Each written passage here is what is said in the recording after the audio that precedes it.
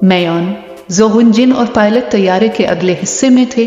जब तैयारा क्रैश हुआ तो तैयारे का उगला हिस्सा अलग होकर निहायत तेजी के साथ आगे की जानिब बढ़ रहा था। आगे जाने के बाद आधा तैयारा नीचे की जानिब गिरने लगा। ज़ोहुनजिन ने मेयॉन की तरफ देखा और बोला, हमें अब तैयारे से कूद जाना चाहिए।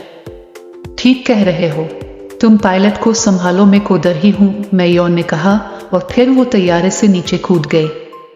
तैयारे का पायलट जिंदा था लेकिन जख्मी था। ज़ोहुनजिन उड़ सकता था लेकिन उसने पायलट के सामने यह मुनासिब नहीं समझा कि अपने उड़ने की सलाहियत को पायलट पर जाहिर करे, लिहाजा इसने पायलट को अपने हाथों से संभाला और तैयारे से नीचे कूद गया। मेयॉन इससे आगे नीचे की तरफ जा रही थी। आगे दरख्तों का सिलसिला शुरू हो रहा था। वो दरख्तों तक पहुंच गई थी और दरख्तों की शाखों से टकराती हुई नीचे जा रही थी। वो अमर थी, लिहाजा इसके जिस्म पर कोई चोट नहीं आ रही थी, लेकिन ज़ोहुनजिन को अपने साथ पायलट को भी दरख्तों की शाखों से बचाना था, लिहाजा ज़ोहुनजिन निहायत एहतियात के साथ नीचे की जानिब जा रहा था। तैयारे का पायलट वैसे भी जख्मी था, जख्म पायलट का जिस्म बर्दाश्त नहीं कर सकता था। ज़ोहुनजिन अपनी जिनती कुव्वत को पोशीदा रखते हुए पायलट को जमीन पर ले आया। मेयॉन भी जमीन पर गिरने के बाद खड़ी हो चुकी थी और जंगल का मुशाहिदा कर रही थी। अब क्या इरादा है? ज़ोहुनजिन मेयॉन के करीब आते हुए बोला।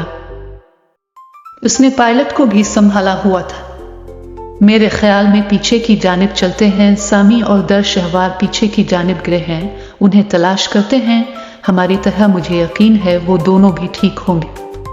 तुम ठीक कह रही हो, चलो चलते हैं, ज़ोहुनजिन बोला और वो दोनों पायलट के साथ आगे बढ़ने लगे। अभी वो चंद कदम ही चले थे कि चारों तरफ से असलहा बरदार 15 सहे अफराद नमूदार हुए और उन तीनों को चारों तरफ से घेर लिया। इनमें अफ्रीकन के साथ गैर मुल्की लोग भी थे। वो उन तीनों को घेर कर खड़े हो गए। तो तुम ली चुन की भतीजी हो? ली चुन ने तुम्हें लागा गैंग से लड़ने के लिए बुलवाया है। तुम्हारे 2 साथी और भी हैं, लेकिन मुझे हैरत इस बात पर हो रही है कि हमने रॉकेट के जरिए तुम्हारे तैयारे के 2 हिस्से कर दिए, फिर भी तुम और तुम्हारे साथी बच गए।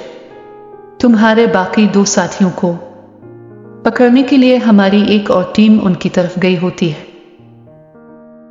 जिस तरह हमने तुम्हें पकड़ लिया है, इसी तरह तुम्हारे साथी भी पकड़े जाएंगे तैयारे के हमले से। तो तुम लोग बच गए, लेकिन अब हमारे हाथों से नहीं बचोगे। अब तुम्हारे बेचने की एक ही सूरत है कि तुम चुपचाप हमारे साथ चलो और अपने चचा को समझाओ कि वो हमारे काम में टांग ना उड़ाए, वरना हम तुम्हें और तुम्हारे कज़न ब्रूस ली को, जो हमारे कब्जे में है, खत्म कर देंगे। एक गैर मुल्की जो शक्ल से अंग्रेज लग रहा था बोला, तो ज़ोहुनजिन आगे बढ़ा ताकि उनसे उलझ सके, लेकिन मेयॉन ने इसे रोक दिया। जरा सब्र करो, मेयॉन उसे रोकते हुए बोली। मेरा कज़न्स उनके कब्जे में है, अभी उनसे उलझना मुनासिब नहीं है। अभी जो ये कहते हैं हमें वही करना है, बाद में उनको देखते हैं। ठीक है, ज़ोहुनजिन रुकते हुए बोला। तो मेयॉन इस अंग्रेज शख्स से मुखातिब हुई। ठीक है, जैसा तुम कहोगे हम वैसा ही करेंगे। ये हुई ना समझदारी वाली बात। अब तुम तीनों अपने हाथ ऊपर उठा लो और हमारे साथ चलो। वही अंग्रेज बोला और तीनों ने अपने हाथ ऊपर उठा लिए। वो सब असलहे से लैस थे, उनके पास जदीद और ख़तरनाक हथियार थे, लेकिन मेयॉन और ज़ोहुनजिन के सामने उनका ये जदीद असलहा भी बेकार था। इस असलहे के जरिए वो उनका कुछ नहीं बिगाड़ सकते थे। बस मुसीलत के तहत मेयॉन ने उनसे उलझना मुनासिब नहीं समझा था। वो सब उन तीनों को साथ लेकर एक तरफ चलने लगे। कुछ आदमी असलहे के साथ उनसे आगे चल रहे थे, कुछ उनके पीछे थे। अंग्रेज शख्स जिसने उनसे बात की थी वो उनके साथ साथ चल रहा था। तैयारे का पायलट जख्मी था और वो काफी घबराया हुआ था। क्या तुम लोगों के पास फर्स्ट एड नहीं है? ये शख्स जख्मी है और इसे फर्स्ट एड की जरूरत है। मेयॉन ने अपने साथ चलने वाली अंग्रेज शख्स से पूछा तो वो बोला, है ना, सब कुछ है, बस हम जरा अपनी मंजिल पर पहुंच जाएं, उसके बाद उसकी मरहम पट्टी भी कर देंगे। ठीक है, मेयॉन ने कहा। वो सब चलते हुए जंगल के एक ऐसे हिस्से में आ गए जहां एक पगडंडी मौजूद थी। वहां उनकी जेबें खड़ी थी। वो सब जीव में बैठ गए और एक तरफ रवाना हो गए। दर शहवार बेहोश पड़ी थी और रानी खौला परी इसके पास हुआ में मुअल्लक खड़ी थी।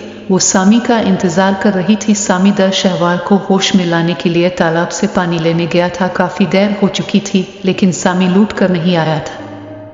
खौला परी ने महसूस किया कि कुछ लोग इस तरफ आ रहे हैं।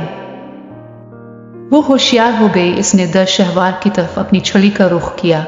छड़ी से रोशनी निकली और दर शहवार के जिस्म पर पड़ी। दर शहवार बेहोशी की हालत में हुआ में बुलंद होने लगी। रानी खौला परी दर शहवार को हुआ में उड़ाते हुए एक महफूज मकाम की तरफ ले गई। एक जंगल से हटकर मैदानी इलाका था, दूर पहाड़ी सिलसिला भी नजर आ रहा था। रानी खौला परी ने सोचा कि वो यहाँ कुछ देर रुककर वापस इसी जगह चली जातेगी जहाँ सामी ने पानी लेकर आना था, लेकिन ये इसकी भूल थी। दूर जो पहाड़ी इलाका नजर आ रहा था वो खतरनाक साहिर लोगान का था। लोगान अफ्रीका का इतना बड़ा साहिर था कि वो अपने गार में बैठकर दुनिया भर को देख सकता था। बड़े से गार के इंदिरास ने अपना साहिराना निज़ाम बनाया हुआ था। इसके अलावा पहाड़ों के दरमियान सैकड़ों अफ्रीकियों का एक कबीला आबाद था जिसका वो बादशाह था। कबीले में रहने वाले लोग इसे देवता मानकर पूजते थे। इसका हर जायज़ नाजायज़ हुक्म मानते थे। इसकी एक आवाज़ पर कबीले के लोग जान देने और दूसरों की जान लेने पर तैयार हो जाते थे। रानी खौला परी जब बेहोश दर शहवार को लेकर मैदानी इलाके में उतरी तो लोगान साहिर अपने गार में जादुई एआई के सामने बैठा था। एआई में इसे मैदानी इलाका ही नजर आ रहा था। एआई में इसने देखा कि एक छोटी सी परी एक हुसैन लड़की को लेकर मैदान में उतरी है। लड़की बेहोश थी। इसने एआई में गौर से बेहोश लड़की को देखा और अपने साहिराना इल्म से इसने फौरन ही पता लगा लिया कि बेहोश लड़की एक जबरदस्त कुव्वत रखने वाली जिनजादी है। इसको जब ये मालूम हुआ कि लड़की जिनजादी है और इसमें ज़बरदस्त कुव्वतें भी मौजूद हैं तो इसके शैतानी दिमाग ने शैतानी मंसूबा बनाना शुरू कर दिया। लिहाजा इसने अपनी साहिराना ताकतों से लहरों का एक ना नजर आने वाला जाल बनाया। जाल बनाने के बाद इसने जाल को दर शहवार की तरफ भेज दिया। ना नजर आने वाला लहरों का जाल गार से निकलकर दर शहवार की तरफ बढ़ने लगा। रानी खौला परी बेहोश दर शहवार के पास ही बुआ में मुअल्लक खड़ी थी। इसे इसकी जादुई छड़ी ने खतरे का सिग्नल देना शुरू कर दिया था। रानी खौला परी की समझ में नहीं आ रहा था कि यह किस किस्म का खतरा है। जवान की तरफ बढ़ रहा है, बस इसकी छड़ी यह बता रही थी कि यहाँ खतरा है, यहाँ से निकलो। लिहाजा रानी खौला परी ने दान शहवार के साथ वहां से निकलने का फैसला किया और अभी वो अपने इस इरादे पर अमल करने ही वाली थी कि इसने देखा कि दर शहवार का जिस्म खुद ब खुद हुआ में बुलंद होने लगा था।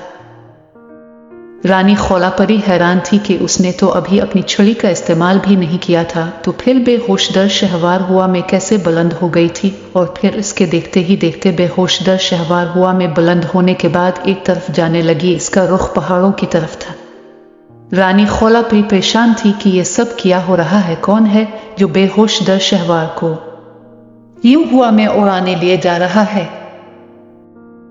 जब उसकी समझ में कुछ नहीं आया तो उसने अपनी छड़ी का रुख दर शहवार की तरफ किया ताकि वो अपनी छड़ी की ताकत से दान शहवार को रोक सके। लेकिन ऐसा करते ही रानी खौला परी को एक जबरदस्त झटका लगा और वो हुआ में कलाबाजियां खाती हुई दूर जाने लगी। काफी दूर जाकर वो जमीन पर गिरी। इसका सर बुरी तरह से दाकेने लगा था।